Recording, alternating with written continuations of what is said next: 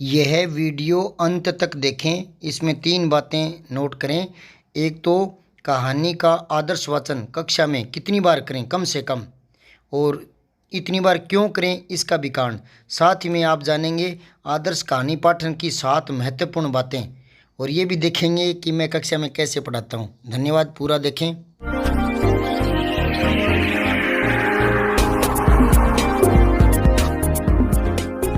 आज मिठाई वाला पाठ शुरू करेंगे, और मिठाई वाला जो पाठ है उसमें हम ये जानेंगे कि मिठाई वाला कौन है, वो मिठाई क्यों बेचता है, पहले क्या बेचता था, खिलौने बेचता था तो खिलौने छोड़कर मिठाई क्यों बेचने लगा। ये सारी बातें इस कहानी में पढ़ेंगे। बहुत ही मजेदार कहानी है। ठीक है, पढ़ना शुरू करूं?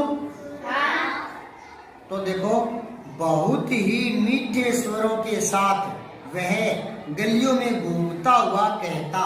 वह कौन? खिलौने वाला। कहता, क्या कहता? बच्चों को बहलाने वाला खिलौने वाला। ये छोटा सा वाक्य बोलता, वो पूरा वाक्य नहीं, पूरी लाइन नहीं बोलता था, ये छोटा सा वाक्य बोलता था। आपने कभी गलियों में, गांव में खिलौने बेचने वाला, आइसक्रीम बेचने वाला, साइकिलों पर सामान बेचते ना, कहीं देखिए खिलौने बेचने वाले। तो ऐसे ही ये खिलौने वाला गांव-गांव में, गलियों में जाकर बेचता था। और बेचते समय आवाज लगाते हैं या चुपचाप बेचते हैं? है ना? तो कई तो इतने तेज होते हैं, मुझे बचपन की बात याद आ गई कि मेरे गांव की, इतने तेज होते हैं कि खुद ही अलग अलग वाक्य जोड़ लेते हैं। इतना रोचक वाक्य जोड़ते हैं कि हर कोई सुनने वाला आकर्षित हो जाता है, उनकी ओर देखने लगता है। वो लोगों को खींचने के लिए, अपनी ओर ध्यान दिलाने के लिए ऐसे वाक्य बना लेते हैं। तो एक है, हमारे गांव में वो सब्जी बेचने वाला आता था, तो हिसार से लाता था, हिसार जिला है, तो वहां से लाता था। और 4 रुपए किलो अगर सब्जी का रेट था ना, 4 रुपए किलो, उसने अपनी मतलब एक लाइन बना ली कि ले लो सब्जी त्यार की, जिले हिसार की, किले 4 की, मतलब 4 रुपए किलो। तो क्या बोलता? ले लो सब्जी त्यार की, जिले हिसार की, किले 4 की। तो ये मारवाड़ी में वो गीत गाता था। ठीक है, तो वैसे इसने बना रखा था बच्चों को बहलाने वाला खिलौने वाला। इस अधूरे वाक्य को वह ऐसे विचित्र, अजीबोगरीब, मतलब अजीब सी आवाज में गाता था वो, किंतु मादक और मधुर ढंग में, लेकिन गाता मीठा था। ठीक है, मधुर ढंग में गाता था। सुनने वाले एक बार अस्थिर हो जाते। जब वो गाता था ना, तो सुनने वाले एक बार अस्थिर हो जाते। अस्थिर को बोर्ड पर मैंने बताया अभी, अस्थिर का मतलब होता है जिसमें कोई हलचल न हो। समझे हो? जैसे बाल्टी में पानी है, फिर हम उसको थोड़ा सा हिला देंगे तो पानी में हलचल हो जाएगी, और कई देर बाद वापस वो टिक जाएगा। तो ये तो लोकल शब्द है, टिक जाएगा। लेकिन हम क्या कहेंगे? स्थिर हो गया पानी, अब उसमें हलचल नहीं हुई। तो ये है जिसमें कोई हलचल नहीं हो। अब जैसे ये मेज हिल रही है ना, तो मैं नीचे कुछ लगा कर उसको यूं जता दूंगा, टिक जाएगी, मतलब ये स्थिर हो गई, अब नहीं हिलेगी। स्थिर समझ गए क्या? तो इसमें उसने क्या किया? स्थिर के आगे ए लगा दिया, अस्थिर। तो जिसमें हलचल हो, अब नए काट दो, अस्थिर।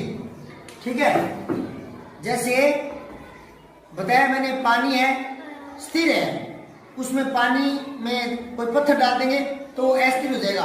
तो यहां वो कह रहा है कि उसकी आवाज सुनकर लोग अस्थिर हो जाते थे। अपने ढंग से काम में जुटे हुए, और गले में आवाज आती, खिलौने वाला, मिठाई वाला, है ना, तो वो मीठी आवाज में और अजीब तरीके से गाता था कि उसकी आवाज कानों में पड़ती, सारे देखने लग गए अपना काम छोड़कर। तब लेखक ने लिखा है कि सारे उसकी आवाज सुनकर अस्थिर हो जाते, तब लिखा है। समझ गए? अस्थिर, ये लेखक की लिखने की शब्दावली होती है। समझ गए? आप छोटी क्लास के हो तो थोड़ा ज्यादा टाइम लगता है समझाने में। 10वीं 11वीं के बच्चे ये बात समझ जाते हैं कि वो अस्थिर कैसे हो गई। मतलब अपने काम में लगे, एकदम से आवाज आई, गली में मीठी सी आवाज, और वो आवाज ऐसी आती थी कि सारे देख लेते कि कौन बोला। ठीक है, हाँ। अब देखो आगे, उसके स्नेह विशिष्ट, मतलब स्नेह से भरी हुई, नए नए शब्द आ रहे हैं आपके, कुछ शब्द हार्ड होते हैं पर कहानियों में आ जाते हैं। वो ये नहीं देखते कि ये कहानी मैंने 5वीं 6वीं के बच्चों के लिए लिखी है या बड़े बच्चों के लिए। कुछ कहानियां वो 10वीं में लग जाती है, वही कहानियां 6वीं में लग जाती है, लेकिन कक्षा 5-6 में सरल शब्दों वाली कहानियां लगनी चाहिए तो बच्चा जल्दी पकड़ता है। चलो देखो इसको, स्नेह अभिषिक्त का मतलब है स्नेह से भरी हुई आवाज। स्नेह अभिषिक्त मतलब स्नेह से भरी हुई आवाज। एक कच्ची पेंसिल रखा करो बारीक सी छील कर, और जो मैं शब्द बताता हूँ वहीं पर उसके छोटे छोटे अक्षरों में अर्थ लिख लिया करो, ठीक है ना। और ध्यान से आप सोच रहे हो ना कि क्या है गुरु जी को क्या पता लगता है, 5, 10, 15, 20 दिन जब भी मेरे दिमाग में उसी दिन और मैं सुन लूंगा। जैसे मैं पूछ लूंगा कि अस्थिर का मतलब क्या है, तो लापरवाही नहीं करनी और ये फिर कॉपी में भी उतारनी है शब्दार्थ, समझ गए। अब आगे देखो, उसके स्नेह अभिषिक्त कंठ से फूटा हुआ वह गान सुनकर निकट के मकानों में हलचल मच जाती। मतलब खिलौने वाले की आवाज सुनकर, प्यार भरी आवाज सुनकर और पास के मकानों में हलचल मच जाती। निकट होता है पास, निकट का लिख लो पास, निकट का पास। ये नए नए शब्द जितने ज्यादा आप अभी से सीखना शुरू कर दोगे ना तो आपकी हिंदी बहुत ही मजबूत हो जाएगी। फिर जो अपठित आते हैं 9वीं 10वीं अपठित गद्यांश, उसका अर्थ समझ जाओगे आप, लेकिन आप शब्दों को नहीं याद करोगे तो फिर गड़बड़ होगी, ठीक है। तो नए नए शब्द सीखना शुरू कर दो। निकट क्या है? अब आगे देखो, लाक्षणिक शब्दावली बोलते हैं इसको, बड़ी क्लासों में समझाते हैं, लेकिन आपको अभी से मैं अभ्यास करवाना शुरू करता हूँ। ये लिख रहा है कि मिठाई वाले की या खिलौने वाले की आवाज सुनकर पास के मकानों में हलचल मच जाती। अब वो पानी में तो हलचल मच सकती है, मकानों में कैसे मचेगी? मकान को हिलेंगे क्या? तो इसका मतलब है ये है कि जो मकान थे ना आसपास के घर जो थे जहां वो गलियों में बेचता था, जहां आवाज आती थी, क्योंकि दूर के मकान है वहां तो आवाज नहीं आएगी, लेकिन जिस गली में जिस भाग में वो घूमेगा वही तो आवाज आएगी ना। तो वही आसपास के मकानों में हलचल मचती। इसका मतलब है मकानों में रहने वाले जो बच्चे हैं, मकानों में रहने वाले जो बच्चे ना वो दौड़ धूप करने लगते, भागते, खुशी से उछलते, झूमते और मम्मी पापा मेरे को कहते हमें पैसे दो, खिलौने लाएंगे, खिलौने वाला आ गया, दौड़ते भागते बाहर निकलते।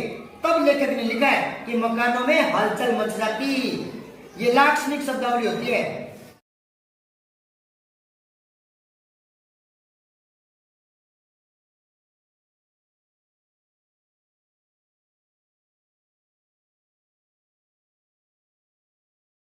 ऐसे जो वाक्य होते हैं ना उनका ठीक ठीक वो अर्थ नहीं होता, दूसरा अर्थ होता है। मकानों में हलचल मच जाती मतलब मकान खुद ऐसे नहीं हिलते जैसे पानी में हलचल मचती है। मतलब मकान में रहने वाले जो बच्चे ना वो दौड़ धूप करने लगते, किलकारियां लगाने लगते। तब लेखक ने लिखा है कि मकानों में हलचल मच जाती। कौन मचाता हलचल? बच्चे। समझे बात है। और ऐसे ही पाठ के बीच में से प्रश्न आते हैं 9वीं 10वीं 11वीं में। जो पाठ के अंत में प्रश्न लिखे होते हैं ना वो कम ही आते हैं, पाठ के बीच में से आते हैं। तो आप अभी से शुरू कर दो अभ्यास करना कि कैसे प्रश्न बनते हैं कहानियों में। तो मैं यहाँ प्रश्न बनाऊंगा कि मिठाई वाले की आवाज सुनकर मकानों में हलचल मच जाती, इस पंक्ति का अर्थ समझाओ, यानी आशय स्पष्ट करो। तो पाठ के लास्ट में जो प्रश्न लिखे वो निकालो, पेज नंबर 30 पर लास्ट में ये 8 प्रश्न देख के ना इनके नीचे थोड़ी सी जगह पड़ी है ना वहां 9वां नंबर डाल दो, ये 9वां प्रश्न हो जाएगा। पेंसिल से लिखना है, किताब गंदी नहीं करनी, छोटे छोटे हल्के हल्के हाथ से दबा दबा कर नहीं लिखना, फिर वो मिटाने में गड़बड़ हो जाएगी, ठीक है।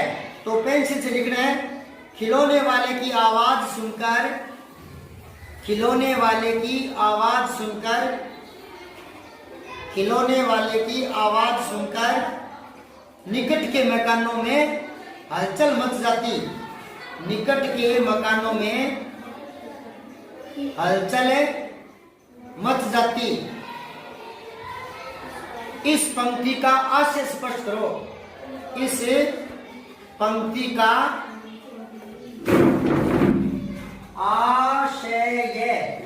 आशय स्पष्ट करो। ये देख लो, इसका अर्थ है अर्थ, इसका अर्थ स्पष्ट करना है, इसका मतलब बताना है, समझ गए? आगे पढ़ो।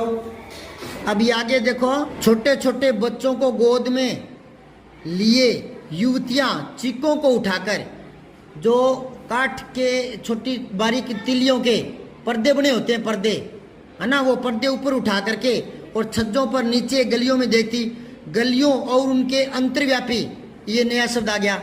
अंतर्व्यापी क्या मतलब होता है? जो उसके अंदर ही व्याप्त हो, मतलब जैसे गलियां हैं तो गलियों के बीच में छोटे छोटे पार्क हो, छोटे छोटे बाग पार्क, समझ गए? तो उनमें वो उद्यानों में, उद्यान पार्क को ही बोलते हैं, बाग को ही बोलते हैं, बगीचे को बोलते हैं। उद्यान, बाग, बगीचे ये पर्यायवाची होते हैं, क्या होते हैं? तो इनको याद रखना है। अंतर्व्यापी देखो बेटा, पढ़ाते समय है ना, सारे शब्द आंख खोलकर देखते रहोगे ना, तो फिर वो गलत नहीं होंगे, गलती सुधर जाएगी। आप लापरवाही से जल्दी से पढ़ते हो और आगे ध्यान रखते हो, इन शब्दों को दिमाग में बिठाते ही नहीं। ध्यान से देखोगे तो पता लग जाएगा। अंत ऊपर बिंदी आ गई, आधा वह ऊपर रह, अंतर्व्यापी 5-7 बार देखोगे और 5-7 बार कॉपी पे लिख लोगे तो ये सब दोबारा गलत नहीं होगा। बेटा कुछ पाने के लिए खोना पड़ता है, थोड़ा सा ना टाइम लगाना पड़ता है, समझ गए? सारे शब्द याद हो जाते हैं। उद्यानों में खेलते और इठलाते, इठलाने का मतलब क्या होता है? बच्चों का झुंड उसे घेर लेता, मतलब सारे बच्चे मिठाई वाले खिलौने वाले के इर्द गिर्द आस पास इकट्ठे हो जाते। आप हो जाते हो ना, कोई बेचने वाला आता है तब, वैसे ही तब वह खिलौने वाला वहीं बैठ जाता और खिलौने की पेटी खोल देता। बच्चे खिलौने देखकर पुलकित उठते, पुलकित मतलब आनंदित, पुलकित होता है आनंदित, आनंद, आनंद, ये आनंद लिख दो बोर्ड पे, देखो चलो बोर्ड पे बताता हूँ। ये देखो आनंद जो है ना, आनंद है ना, इसमें इत प्रत्यय जुड़ा है, इत, इत, तो ये छोटी ई और तय, समझ गए? एक बात और कहो, मैंने पहले बताई हुई है, ये तय पर लगी है, तो ये तय की इधर क्यों नहीं लगेगी? ये मात्रा तय की है, आनंदित, दित, दी, दी, तो ये मात्रा मतलब यहाँ से क्यों नहीं लगी, पीछे से क्यों लगी है? यहाँ से क्यों नहीं लगी? हाँ, यहाँ लगने से नैप पूरा हो जाएगा, तो इसलिए आधा अक्षर होता है तो पीछे से चढ़ाते हैं मात्रा, ताकि ये पूरा ना हो, तो क्या ही है, समझ गए? अब थोड़ा सा और देखो, बच्चे खिलौने लेकर पुलकित हो जाते, मतलब आनंदित हो जाते। वे पैसे लाकर खिलौनों का मोल भाव करते। जैसे आप भी पैसे लेकर जाते हैं ना मिठाई वाले के पास, आइसक्रीम वाले के पास या खिलौने वाले के पास, तो जाकर वो मोल भाव करते। मोल भाव कैसे करते भाई? ओ कितो दियो, ओ कितो दियो, एडो पूछो थे, ओ कितो देई, ओ कितो को देई, एडो बोलो या नहीं बोलो? तो एडो वो क्या है? मोल भाव करते। क्या पूछते? इसका दाम क्या है? अब बच्चे तो तुतला कर बोलते ना, तो इसका, इसका, ये सही क्या होगा? इसलिए लिखा इसका, तो इसका सही सही क्या होगा? इसका। लेकिन वो बच्चे, कुछ बच्चे तुतलाते ना बचपन में, तो वो कहते हैं इसका दाम क्या होगा? ऑल इसका, यूं लिख रखा है ऑल, ऑल, इसका मतलब है और, इसलिए लिखा ऑल इसका। तुतला के छोटे बच्चे बोलते ना ऑल इसका, ऑल इसका, तो यूं वो दाम पूछते। राय विजय बहादुर के बच्चे भी एक दिन खिलौने लेकर घर आए। वे 2 बच्चे थे, ये गांव का ही कोई आदमी है विजय बहादुर, ठीक है? इसके 2 बच्चे थे, उनका नाम था चुन्नू मुन्नू। क्या? चुन्नू जब खिलौने लेकर आया तो बोला, मेरा गोला कितना सुंदर है। क्या बोला वो? मेरा गोला कितना सुंदर है। बच्चे ऐसे बोलते हैं तुतला कर। तो दूसरा जो बच्चा ना मुन्नू, वो भी बोला, और देखो देखो मेरा कितना सुंदर है, मतलब मेरा घोड़ा भी सुंदर है। ऐसे वो बातें करने लगे। आगे देखो। इस प्रकार कहानी को पात्रानुकूल हाव भाव से पढ़ाई जानी चाहिए तथा 2 बार पढ़ाई जानी चाहिए। एक तो कथ्य या मूल भाव को समझाने के लिए कहानी में जो व्याप्त मूल संवेदना है तथा मानवीय गुणों को बच्चों के कोमल मन तक पहुंचाने के लिए पढ़ाई जानी चाहिए। और दूसरा, व्याकरणीय जानकारी देने के लिए या नवीन शब्दों का ज्ञान करवाने के लिए। और कहानी पठन के लिए महत्वपूर्ण 7 बातें आगे है, ज़रूर देखें, पूरा देखें। तो आज कहानी को आगे पढ़ना शुरू करते हैं। और कल जो पढ़ा था, जितना पढ़ा था याद है? तो 1-2 प्रश्न पूछ रहा हूँ मैं। तुम लोगों की झूठ बोलने की आदत होती है, ये कथन किसने किसको और क्यों कहा था? कौन बताएगा? आप बता बेटा। विजय बाबू ने कहा, विजय बाबू ने मुरली वाले को क्यों कहा था कि झूठ बोलने की आदत हो गई है? क्योंकि वो बेचता तो सबको 2 रुपए में, हाँ। और उसको कहता है कि मैं दूसरों को बेचता हूँ 3 रुपए में, तुमको दे रहा हूँ। हाँ, मतलब वो कह रहा है कि तुम हर किसी को 2 रुपए में बेचते हो, लेकिन मुझे कह रहे हो कि मैं 3 में बेचता हूँ और तुमको 2 में दे दूंगा। तो ये बात सुनकर हंसी आ गई कि तुम व्यापारी लोग झूठ बोलते हो। और ऐसा ही होता है, आपने कभी देखा है व्यापारी लोग दुकान पर जाते हैं तो कहेंगे कि ये 70 रुपए की है, पर चलो आपको 50 में दे देता हूँ। वो हमको 50 नहीं देता, वो सबको 50 में देता है। पर उनकी आदत होती है सामान बेचने की, एक कला होती है कि 70 की देता हूँ पर आपको 50 में दे दूंगा। तो ये झूठ बोले ना ऐसे, तो विजय बाबू को हंसी आ गई और बोला तुम लोग बेचते तो 2 पैसे में हो मुरली, लेकिन मुझ पर एहसान कर रहे हो। तब कहा था विजय बाबू ने मुरली वाले से। समझ आ गई बात है? अब आगे देखो, मुरली वाला एकदम अप्रतिभ उठा। ये फिर एक नया शब्द अप्रतिभ। तो अप्रतिभ देख लो, ऐसे लिखा हुआ ना, ऐसे तो लिखा हुआ ना किताब में। इसका मतलब होता है उदास। क्या होता है? उदास। ये लिख लो, साथ में नए शब्द हमेशा याद रखो। जितने नए शब्द याद रखोगे तो 9वीं 10वीं 11वीं 12वीं में जो अप्रतिभ आते हैं ना, उनको समझने में आसानी होगी। शब्द सीखा करो नए नए, ठीक है? आगे बढ़ो। अरे पीछे क्या देख रहे हैं? ये पीछे बैठते इसलिए है कि पीछे बैठ करके बात करने का मौका मिल जाए, है ना? बस ये दोनों इसी फिराक में रहते हैं कि पीछे बैठेंगे तो थोड़ी बात करेंगे। किताब में देखो। और होशियार बच्चे हमेशा आगे बैठते हैं। समझ बात है? और होशियार बच्चों के पास ही बैठना चाहिए।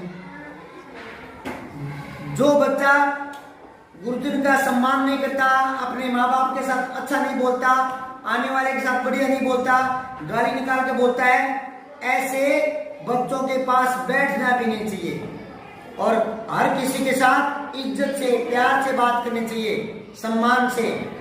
और जो अच्छा बोलता है, अच्छा स्नान करके बढ़िया कपड़े पहन के अच्छा साफ सुथरा आता है, किताबों को साफ सुथरा रखता है, बैग को व्यवस्थित रखता है, सबके साथ बढ़िया बोलता है, अपना काम करता रहता है, पढ़ता रहता है, ऐसे बच्चों के पास बैठना चाहिए। ऐसे बच्चों के साथ दोस्ती रखनी चाहिए, क्योंकि हम जिनके साथ रहेंगे उसके गुण हमें आ जाते हैं। तो हमेशा अच्छे दोस्तों से दोस्ती करो। समझ बात है? आदमी जिस माहौल में रहता है, बच्चा जिस माहौल में रहता है, उसका उस पर असर पड़ता है। तो कभी भी गलत बच्चे का कहना नहीं मानो, कभी गलत बच्चे के पास मत रहो, कभी गलत बच्चे के साथ दोस्ती मत करो। समझ आई?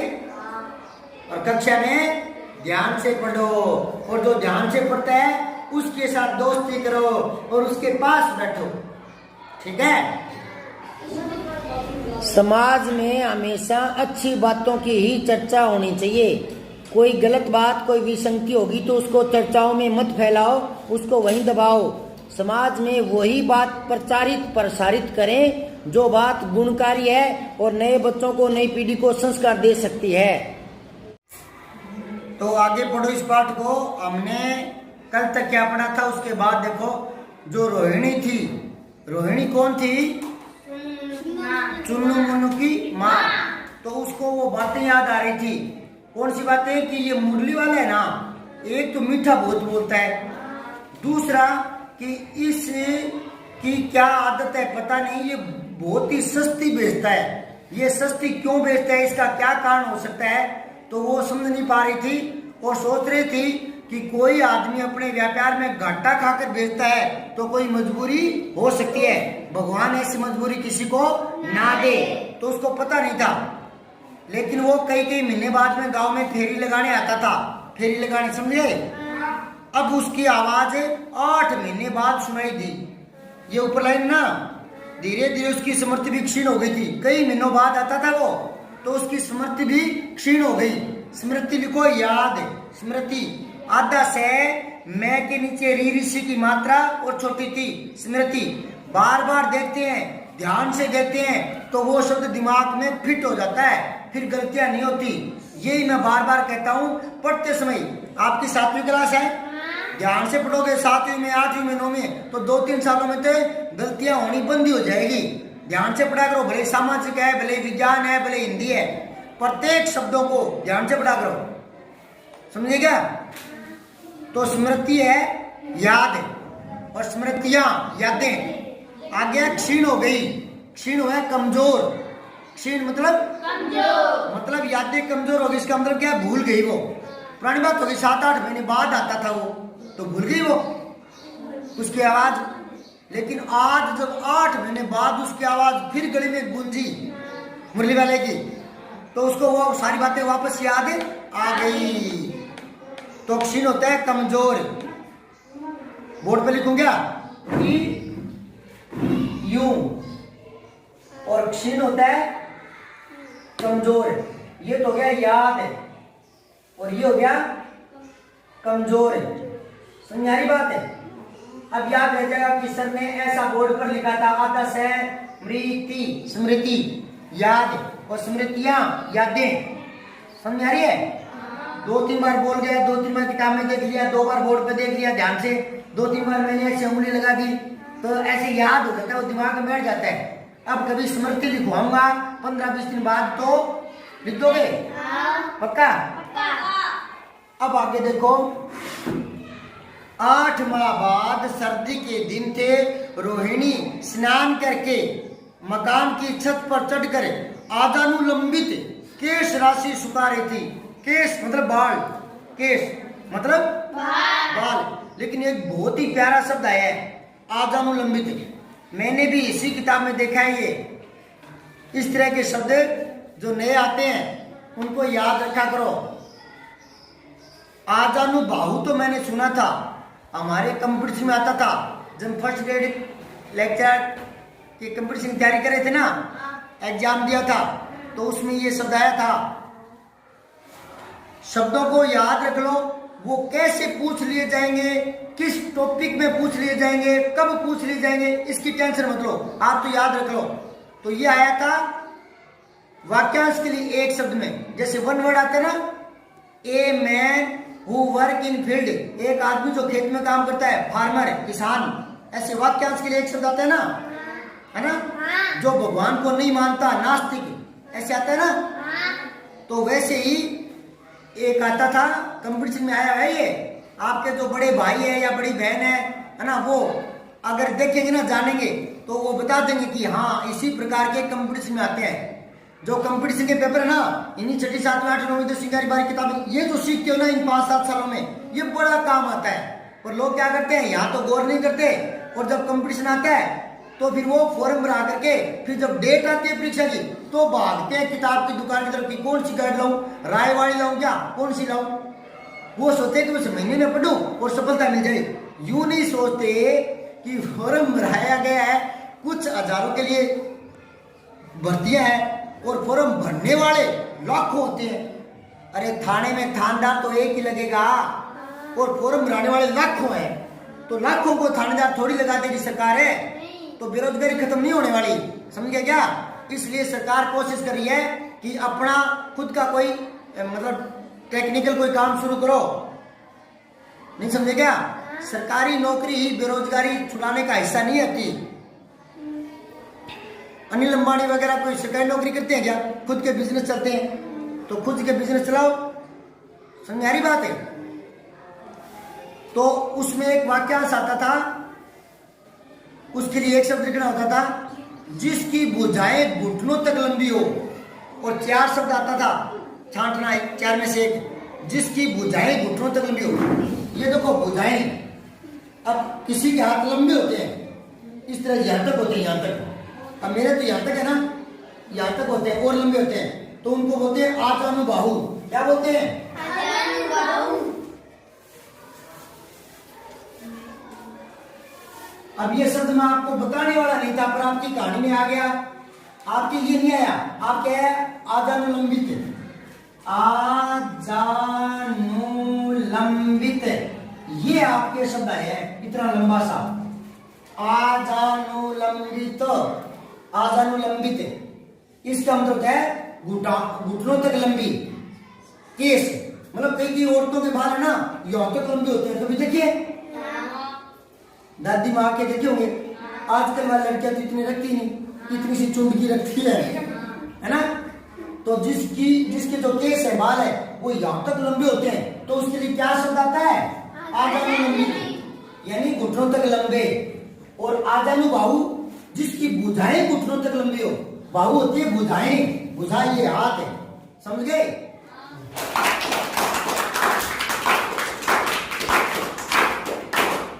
Very good.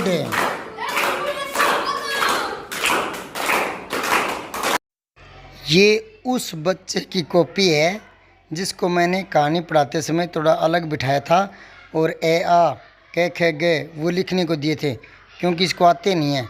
और जैसे ये लिख लाया बीच में ही, तो जब चेक की तो मैंने इसको वेरी गुड दिया, बच्चों ने तालियां बजाई, तो इसको बहुत हौसला हुआ और ये बार बैठ करके बार बार लिखने लगा। कई बार लिख करके वेरी गुड 5-7 बार ले लिए और बहुत ही खुश रहा। ये इस तरह से सीखता रहा। कक्षा में होते ही हैं कुछ बच्चे इस तरह से ना, 1-2 बच्चा। सभी बच्चे होशियार नहीं हुआ करते, पर होशियार हो सकते हैं। कहानी वाचन कैसे कराएं? कक्ष में कहानी कैसे पढ़ाएं? कहानी का आदर्श वाचन कैसा होना चाहिए, इस पर चर्चा करते हैं। आदर्श वाचन के गुण कह दो या कहानी के आदर्श वाचन की विशेषताएं कह दो। इस प्रकार है। नंबर 1, पाठ संपूर्ण होने पर अगले दिन पढ़ाए जाने वाले पाठ या कहानी के बारे में थोड़ी सी चर्चा करके छोड़ दीजिए, ताकि बच्चे में रुचि का बीजारोपण शुरू हो सके। नंबर 2, कहानी शुरू करने से पहले प्रस्तावना में ही कहानी के सार की जिज्ञासात्मक चर्चा होनी चाहिए। नंबर 3, कहानी को कम से कम 2 बार पढ़ाया जाना चाहिए। ये पहले बता चुका हूँ। पहली बार में थोड़ा सा द्रुतगामी यानी शीघ्रता से एक साथ एक लय में पढ़ाना चाहिए, ताकि बच्चा उस बात को, मूल भाव को समझ सके, मूल संवेदना को स्पष्ट कर सके। दूसरी बार में रोचकता को तो बरकरार रखना ही है, साथ में आदर्श वाचन के साथ साथ व्याकरणीय तत्वों जैसे वाक्य में पद, क्रम, संज्ञा, सर्वनाम, क्रिया, विशेषण, इनकी जानकारी देते हुए, संधि युक्त शब्द अगर आया है तो उसको बताते हुए, सामासिक शब्द आया तो उसको बताते हुए, लिंग, वचन या कारक का ज्ञान देते हुए पढ़ाया जाना चाहिए। चौथा, नवीन शब्दों का ज्ञान करवाया जाना चाहिए, बार बार उनको लिखवाया जाना चाहिए। नंबर 5, लोकोक्ति और मुहावरे अगर आए हैं तो उनके बारे में थोड़ा ज्ञान देना चाहिए। नंबर 6, बीच बीच में प्रश्नोत्तरी की जानी चाहिए, ताकि पता चल सके कि पढ़ाया जा रहा पाठ बच्चे कितना हृदयंगम कर रहे हैं या नहीं। 7, औपचारिकतावश फॉर्मेलिटी न निभाएं। पाठांत, पाठ के अंत में जो प्रश्न हैं उन पर निर्भर न रहें। आदर्श वाचन के दौरान ही बीच बीच में नवीन प्रश्न बनाकर और उत्तर बताए जाने चाहिए, क्योंकि 9वीं 10वीं 11वीं 12वीं में आगे बीच में से प्रश्न आते हैं, तो छोटी क्लासों में बच्चों को अभ्यास करवाया जाना चाहिए। अपने नन्हे मुन्ने बच्चों को इस चैनल से जोड़ें, बहुत कुछ सीखने को मिलेगा। सब्सक्राइब करके बेल आइकन जरूर दबाएं।